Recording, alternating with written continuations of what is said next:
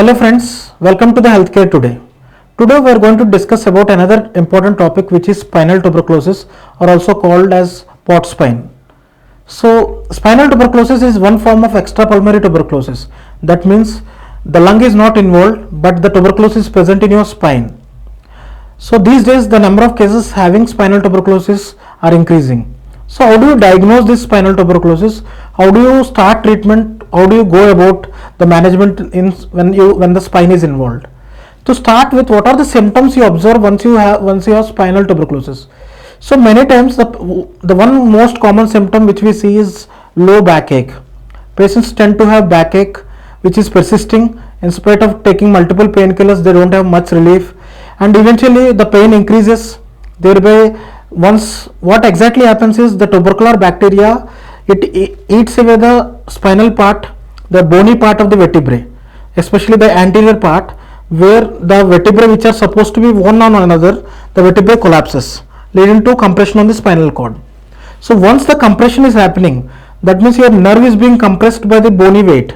So what happens is you find symptoms of neuropathy, which is loss of sensation, tingling sensation, sometimes loss of muscle power, sometimes it becomes very difficult to walk, you develop abnormal gait, and most importantly you can see other symptoms of tuberculosis like fever, weight loss. Once you find these symptoms, you visit a doctor who will always examine you, see whether there is any local tenderness. The first questions which we ask is there any trauma which happened on your spine?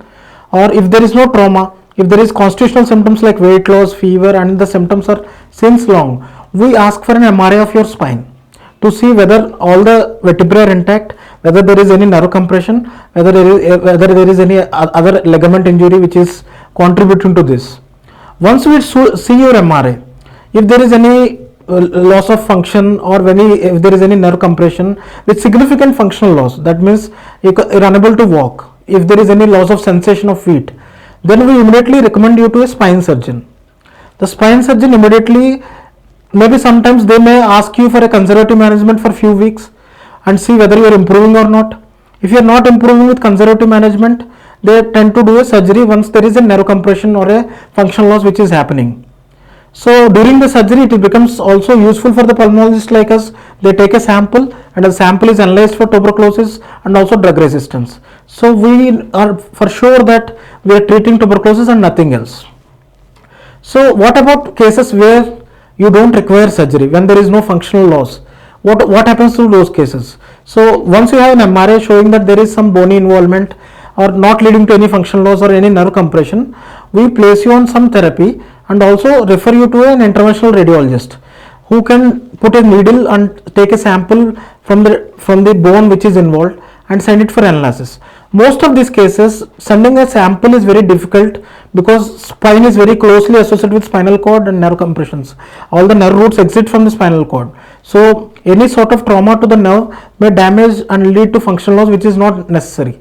So in these cases, once the interventional radiologist also says it is very difficult to take a sample.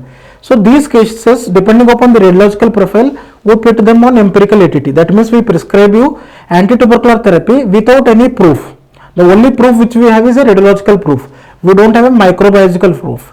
So in these cases, we put you on anti-tubercular therapy and see whether you respond or not. So after 2 months, if your symptoms have improved and you have good functional deficit which is being seen, so if one spectrum is improvement. Once you improve, we may switch you to the continuation phase, decrease your medicine dose. If you are developing any new symptoms, maybe a functional loss, or if your lesions are worsening, then we refer you to a spine surgeon to see whether a surgery is required or not. If a surgery is required, at the same point of time, we take a sample to analyze whether there is any drug resistance involved or not. So once your surgery is done, the spine surgeon is very clear. He advises you ATT and few days of immobilization.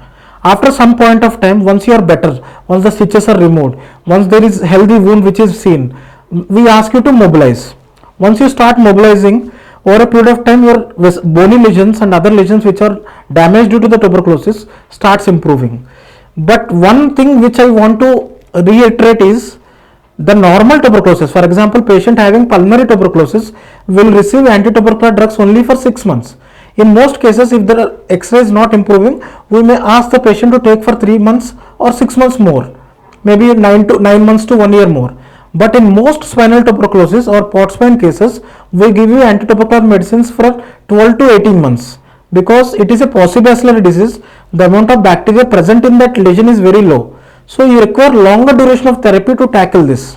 So always remember, pot spine requires longer duration of therapy, complications are more, so spine surgeon involvement is very high. At point of time, it is always imperative that don't think that with only medicines will improve. At some point of time, you may require surgery as well. So if you are having those symptoms, as I told you, like low backache, having weight loss, fever, and some amount of sensation, tingling sensation, and other symptoms, please do visit us. We will ask for an MRI. Once we see your MRI, we will decide whether it is conservative management or you require an operative management. So with that, thank you, and we care about you.